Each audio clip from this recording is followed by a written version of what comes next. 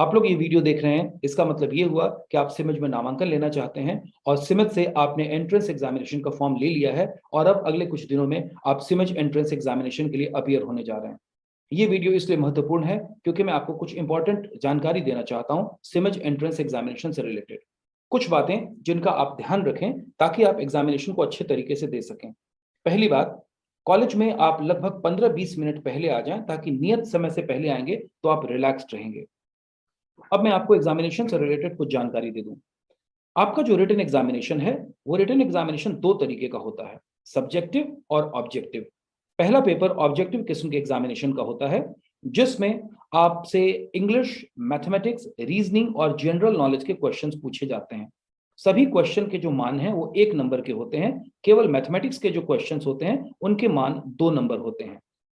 अब ये जो क्वेश्चंस हैं आप इनको सॉल्व करते हैं, हल करते हैं और ओएमआर शीट में सही आंसर को आप डार्कन कर देते हैं, काला कर देते हैं और ओएमआर शीट पर आप इन सारे सवालों के जवाब देते हैं।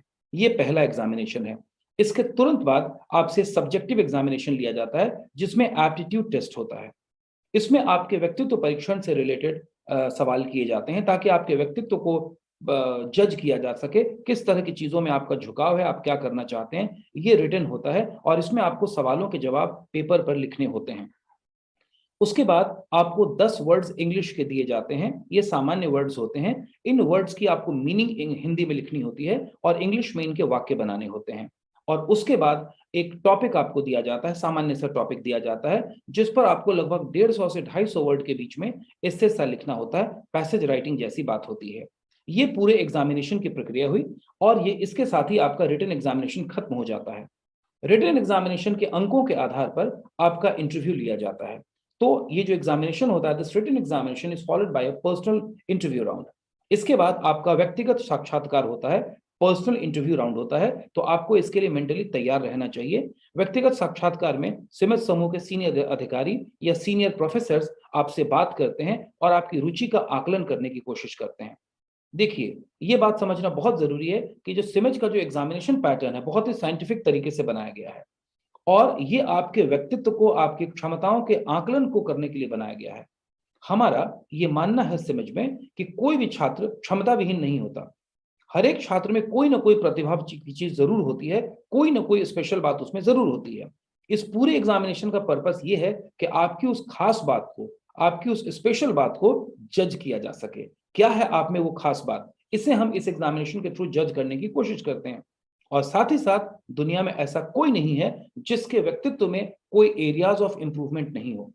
तो हम इस एग्जामिनेशन के थ्रू ये भी जांचने की कोशिश करते हैं कि आपके पर्सनैलिटी में, आपके में कौन सी वो एरियाज ऑफ इंप्रूवमेंट है जिस पर हमें मेहनत करने की जरूरत है, आपको मेहनत करने की जरूरत है, ताकि 3 साल बाद आप जब यहां से निकलें तो एक बेहतरीन फ्यूचर लेकर के निकलें।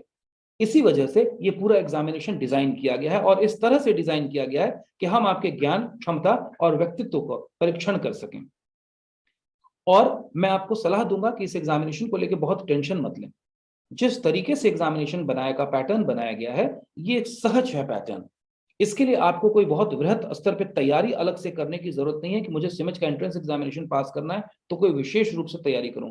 क्योंकि हमने एग्जामिनेशन को डिजाइन ही ऐसे किया है कि जो भी छात्र ने अब तक 12 साल तक पढ़ाई की है, 10 साल तक मैट्रिकुलेशन और उसके बाद 2 साल इंटरमीडिएट तक, जो भी आपने पढ़ाई की है, हम उन क्षमताओं का आकलन कर सकें। इस हिसाब से वैज्ञानिक तरीके से इस पूरे परीक्षा को डिजाइन किया गया है, which is followed by a personal round interview, जिसमें व्यक्तिगत साक्षात्कार के माध्यम से भी हम छात्रों को समझने की कोशिश करते हैं।